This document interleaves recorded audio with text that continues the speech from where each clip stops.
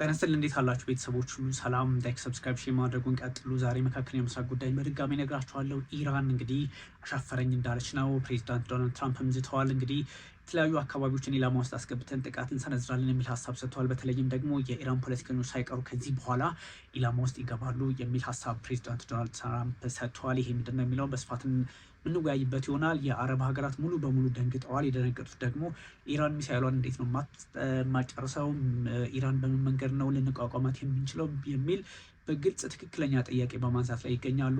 አረቦች ደንግጠዋል፣ የገልፍ ሀገራት ደንግጠዋል፣ ሳውዲም ደንግጣለች፣ ካታርም አረብ ኤሚሬቶችም እዛ አካባቢ ያሉ እንደነ ባህሬን፣ ዮርዳኖስ ያሉ ሀገራትም የሚሳይል ማዕበል ሲወርድባቸው ነው ያደረው። እነሱም በከፍተኛ ሁኔታ ስጋት ውስጥ ገብተዋል። ከዛ ውጭም ደግሞ በዚህ ጉዳይ ላይ እነ ጠቅላይ ሚኒስትር ቤንያሚን ኔታንያሁ የፖለቲካ ፍላጎታቸውን ለማስፈጸም ስራ ላይ እንደሆኑ ተነግሯል። ይሄ ምንድን ነው የሚለውን በደንብ ነው የምነግራችሁ። በነገራችን ላይ ተመልካቾች ማመስገን ያለብን ሰዎች አሉ። ቢፌር ሁሌ እሱም በመታተር የሚያደርገው ነው፣ እናንተም የምትመለከቱት ነው እና ቢፌርን እኔ ማመስገን እፈልጋለሁ። እናንተም ታንኪዩ በሉት። ምክንያቱም ብዙ ነገር ኢፈርት እያደረገ ብዙ እንድንበረታ እንድንጠነክርና ዋጋ እንዳለን በማሳየት የተለያዩ ድጋፎችን ሲያደርግ በሱፐር ታንክስ እየተመለከታችሁት ነዋ። እናንተም ለእኔም ኮመንት እያደረጋችሁልኝ ነው። እንደሱም ታንክ ዩ ፎር ዱይንግ ዳት ብትሉት ደስ ይለኛል። ቢካዝ ትልቅ ኮሚትመንትን የወሰደው ቢፌር በዚህ ላይ በጣም ነው የማመሰግነው። ትክክለኛ ሀሳብ ኖሮ ሀሳብ እንዲበረታ እንጠነክር ስለምታደርግ እጅጉን ነው የማመሰግነው ቢፌር። ከዛ ውጭም እንደ ቻናልም እንግዲህ ብዙ ሪስፖንሲቢሊቲ እንዲኖርብን አድርገናል እና በጣም ነው የምናመሰግነው። ከዛ ውጭ ደግሞ ያንተ የምጠይቃቸውን ጥያቄዎች እንደ የቤት ስራ የወሰድኳቸውም አሉ።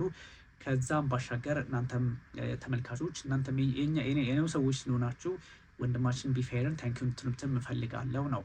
ስለዚህ የመካከለኛው ምስራቅን ጉዳይ በስፋት ነግራችኋለሁ። ከዛ ውጭ ይሄ እንግዲህ የምትመለከቱት ቴምር ሪል ስቴት ልክ እንደ ቢፌር ኮንትሪቢዩት ለማድረግም ከዛም ደግሞ ለመተጋገዝም በትክክልም ደግሞ በትክክለኛ ኮስት በትክክለኛ ዋጋ ምንም ከቀረቧችሁ በኋላ ከፍ ዝቅ የማይሉ ትክክለኛውን ኢንፎርሜሽን በመስጠት ትክክለኛውን መረጃ በመስጠት ትክክለኛውን ሂሳብ በመስጠት እና በጣም እንደምትመለከቱት በርካሽ ነው። በጣም ሌክዠሪ የሆኑ ቤቶች ናቸው። እዚህ ላይ እንትኑ ላይ እንደምትመለከቱት ማለት ነው። የእነሱን ማስታወቂያ ነው ይሄ። ደውሉላቸው፣ ቼክ አድርጓቸው በሚገባ ኤኒታይም ያነሱላቸዋል። ስልክ በሚገባ ያናግሯቸዋል። ስለዚህ ሲያናግሯቸው ደግሞ ትክክለኛ መረጃ ነው የሚሰጧቸው በምንም አይነት ሁኔታ። እኔም አለው እኔም ታምናላችሁ እናንተ፣ እኔም ደግሞ ቴምሮችን አምናችኋለሁ። በተለይም ከኔ ጋር ኮንታክት ያደረጉትን ማለት ነው።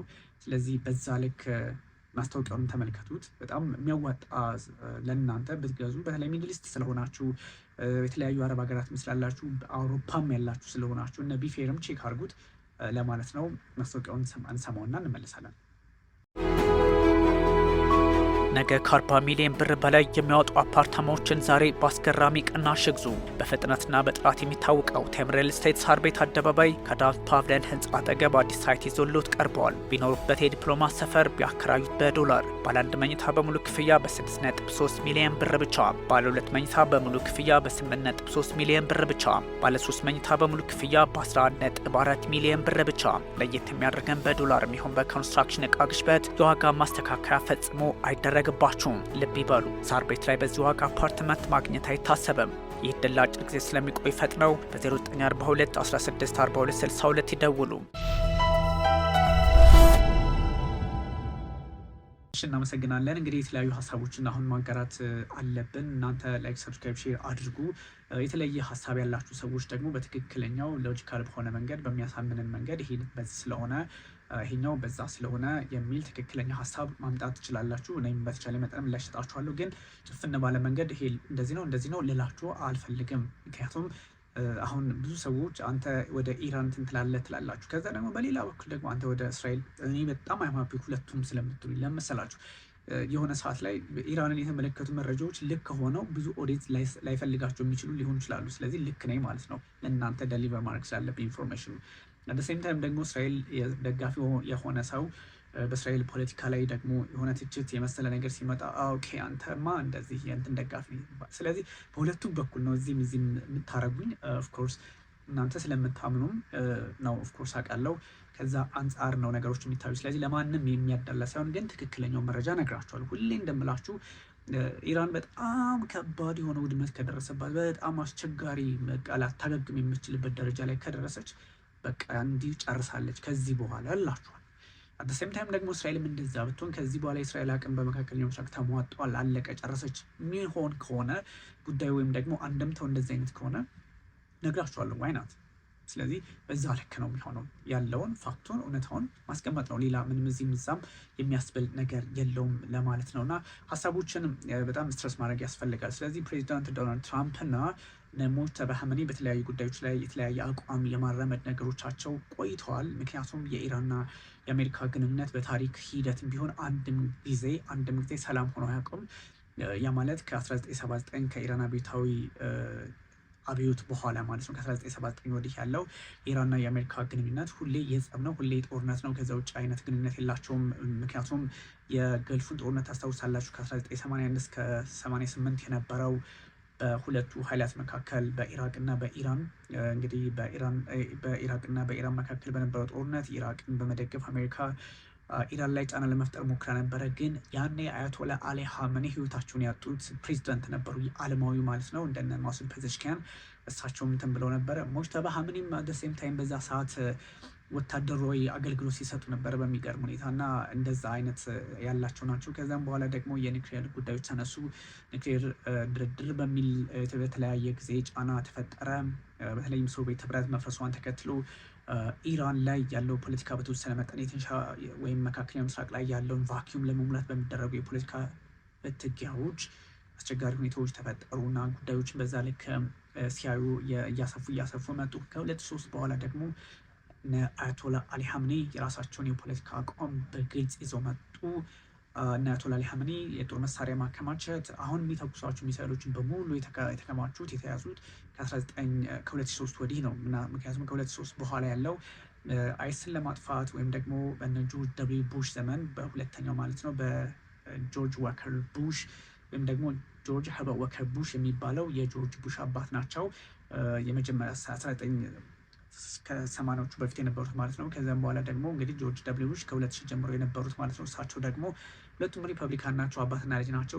እሳቸው ደግሞ በመካከለኛው ምስራቅ ፖለቲካ ላይ የነበራቸው አቋም ቁረጥ ፍለጥ ነው። ምክንያቱም የሽብር ጥቃት ኒውዮርክ ላይ በተፈጸመው የሽብር ጥቃት አማካኝነት እነዛ የወርልድ ሴንተሮቹ መመታታቸውን ተከትሎ የሽብር ጥቃት ነው በሚል በአይኤስ እና እንደዚሁም ደግሞ ኦሳማ ቢንላዴንን በመፈለግ ወይም ደግሞ በተለያየ አጋጣሚ ጥቃት የሰነዘሩ ኃይሎች በተለያዩ የመካከለኛው ምስራቅ ውስጥ አሉ በሚል ከዚህ ከእምነትም ከምንም ከብዙ ነገር ጋር በማገናኘት እኛ ማውራት የማንፈልጋቸውን ነገሮች ምክንያት በማድረግ ጥቃት መሰንዘር ጀመሩ።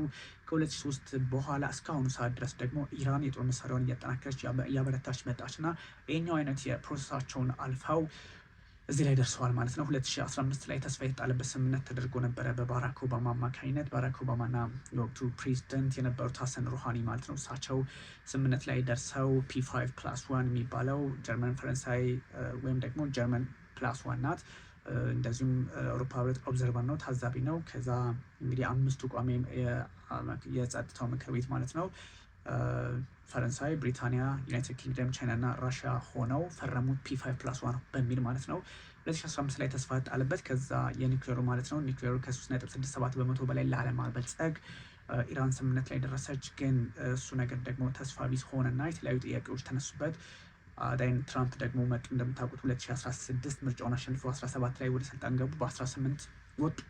ሰው ኢራን ደግሞ ከ3.67 በመቶ 20 በመቶ በአንድ ጊዜው ደረሰች። ከዛ ተሻገረች እና 60 በመቶ ዊፐን ግሬድ ላይ ለመድረስ 30 በመቶ እስከሚቀራት ድረስ ዩራኒየምን ማበልጸግ ቻለች እና እንዲህ እያሉ የቀጠሉ ሀገራት ናቸው። አሁን ላይ ግን በጣም አደገኛ በሚባል ደረጃ ጦርነት ውስጥ የገቡ ሀገራት ሆኑ ነው።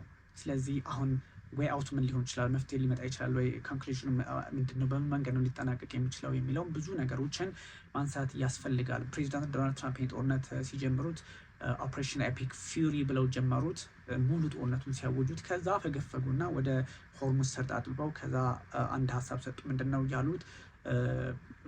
ፕሮጀክት ፍሪደም ብለው ደግሞ ሆርሙዝ አካባቢ ያለውን ፖለቲካ ለመቆጣጠር ሞከሩ። እሱም አልሆነ አለ።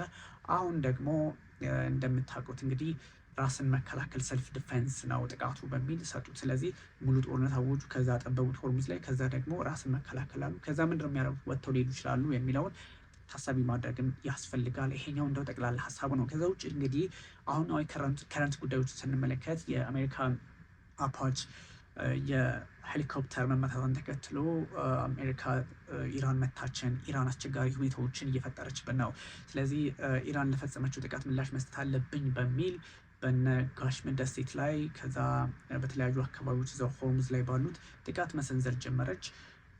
ሴም ታይም ደግሞ ኢራንም ዛሬ መታቻችሁን በድጋሚ በዛ በመጀመሪያው ቀንም እነ ኳተር እነ ባህሬን እና እነ ዮርዳኖስ መታች። እንደዚህ ያለቀጠለ ፕሬዚዳንት ዶናልድ ትራምፕ ደግሞ አንድ ከባድ ማስጠንቀቂያና ማስፈራሪያ ሰጡ። ትናንት ምሽቱን ሌሊቱን እንደበድባት እናደራለን ኢራን በሚል ሀሳብ ሰጡ። ፔታክሰት መከላከያ ሚኒስትሩም በሴንትኮም ማዕከል ላይ ተገኝተው በማዕከላዊ ዙ ማለት ነው ዛሬ ምሽት ስራ ይበዛብናል፣ ፕሬዚዳንት ዶናልድ ትራምፕ አዘውናል፣ መካከለኛው ምስራቅ ላይ ስራ እንሰራለን አሉ። በጣም 49 የሚሆኑ ቶማሃውክ ሚሳይሎችና እንደዚሁም ከባህር የሚወነጨፉ ፕላስ ደግሞ የተለያዩ አውሮፕላኖች ኢራን ውስጥ የኢራን አየር ክልል ውስጥ ሰው በመግባት የተለያዩ ጥቃቶችን በተለይ ሞር በደቡባዊ እስራኤል ጥቃት ሰነዘሩ፣ በደቡባዊ ኢራን ጥቃት ሰነዘሩ።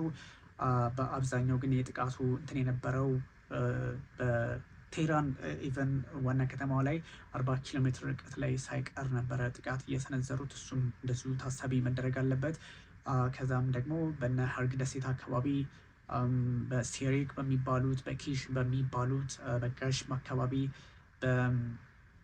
በተለያዩ አካባቢዎች ደግሞ እንደዚሁ ጥቃቱን ሰነዘረች አሜሪካ ማለት ነው። ስለዚህ አሜሪካ እንደዚህ ነው 3 ተከታታይ ቀናት ከእሁድ ጀምረው ማክሰኞ ከሰኞ ጀምረው ማክሰኞ፣ ረቡዕ እንግዲህ 3ኛ ቀኑ በተከታታይ ጥቃት መሰናዘር ውስጥ ገቡ ማለት ነው እነዚህ ሁለት ኃይላት። ስለዚህ በጣም እጅግ አስቸጋሪ ያደረጉት ይሄ የአሜሪካ ጦር ያደረገው ወይም ደግሞ ሴንትኮም የፈጸመው ጥቃት ነው። ሴንትኮም ስለዚህ የመከላከያ ስርዓቶች መትቻለሁ አለ፣ ራዳር መትቻለሁ አለ፣ የኮሚኒኬሽን ስርዓቶችን መትቻለሁ አለ። ይሄ ያሉት ነው።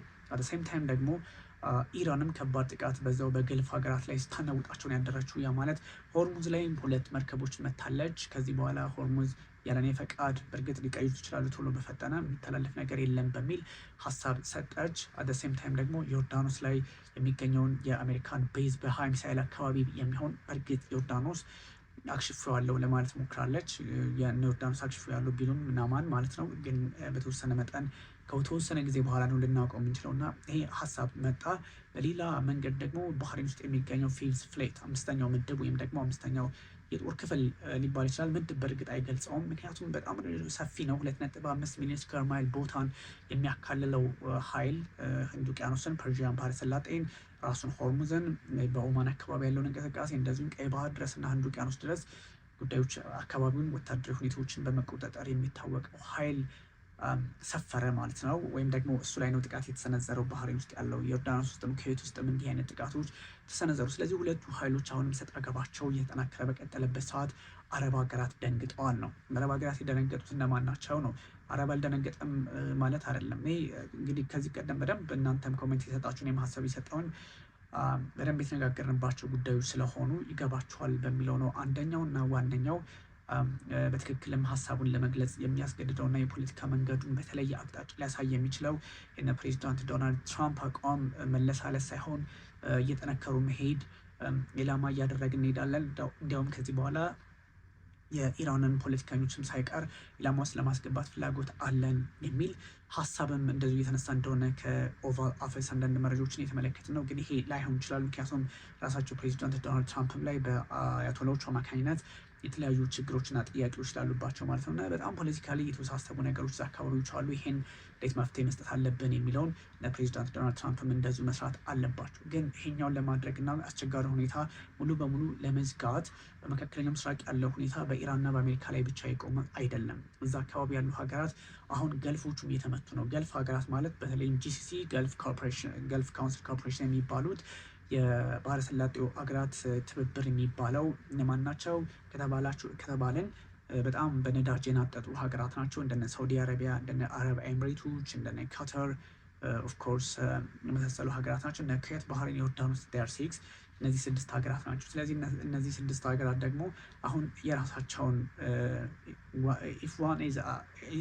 if an attack is in one, just we are going to consider the attack is including the remaining members የሚል አይነት ማዕቀፍ ያለው አሰራር ውስጥ እየገቡ ነው። ያ የሚደረገው ምንድነው? በሁለቱ ሀገራት መካከል ያለው ውጥረት እየባሰ በመሄዱ አማካኝነት አረቦች በመደንገጣቸው ምክንያት አረቦች በሁለት ስለት ውስጥ ነው ያሉት። አንደኛ አሜሪካ ከዚህ በኋላ ላታድነን ነው ወይ? አሜሪካ በዚህ ልክ እኛ ስንመታ እያየች፣ በእርግጥ የአሜሪካን ቤዝ ላይ ነው የሚመታው። የአሜሪካ ቤዝ ላይ ከተመታ ደግሞ እኛ ላይ በትክክል ኢላማ ማድረግ ከጀመረች ኢራን ደግሞ እጅግ አስቸጋሪ ነው የሚል ስጋት አድሮባቸዋልና ስለዚህ ድንጋጤያቸው ከዛ የመነጨ ነው። አግባብ ሊሆን ይችላል። እነ ሳውዲ አረቢያ ከኢራን ጋር ያላቸው የታሪክ ቁርሾ አለመግባባት አለ። ቢካዝ እነዚህ ሁለት ሀገራት የማይግባቡበት ያው የሃይማኖታዊ ጉዳዩን ተዉት፣ እናንተም ስለምትረዱት ስለምታውቁት ሞር አሁን ጂኦፖለቲካል ነው በአብዛኛው። ኢራን በመካከለኛው ምስራቅ ሀያል ሆና የመቀጠል አዝማሚያ አላት ብላ ስለምታስብ ሳውዲ አረቢያ በተለይም እነ መሐመድ ቢን ሰልማን ኢራን ላይ ጫና መፍጠር ይፈልጋሉ። አረብ ኤሚሬቶችም እነ አልናህያን ኤምቤዜድ የሚባሉት ማለት ነው፣ እነሱም ስጋት አለባቸው። ኢራን እየጠነከረች ከመጣች በመካከለኛው ምስራቅ ያሉ ኃይላት እኛን ይውጡናል፣ ሲውጡም ደግሞ ሀያል የምትሆነው ሚድል ፓወር እየሆነች የመጣችው ኢራን ናት የሚል ስጋት ስላለባቸው ጫናውን አበርትተው በኢራን ላይ ከዚህ በኋላ ኢራንና ሳውዲ ኢራንና አረብ ኤሚሬቶች አብሮ የመስራት እድላቸው እየጠበበ ሊሆን እንደሚችል ግልጽ ነው። ምክንያቱም ሰግተዋታል፣ በጣም ይፈሯታል። ኢራን ያለማወላዳት በሁለቱ ላይ ጥቃት ሰነዝራለች። ከካታር ዶሃ ጋር ግን የተወሰነ የፖለቲካ መግባባት አላት። ኦማን ጋር ደግሞ በጎ ግንኙነት አላት። እንደሚታወቀው አብረው እንደውም በሆርሙዝ ሰርጥ መስራት ፍላጎት አላቸው ከኢራን ጋር። እነዚህ ጉዳዮች ግምት ውስጥ ሲገቡ ነው በጣም የዓለም የፖለቲካ ስርዓትና አውድ ፈታኝ የሚሆነው።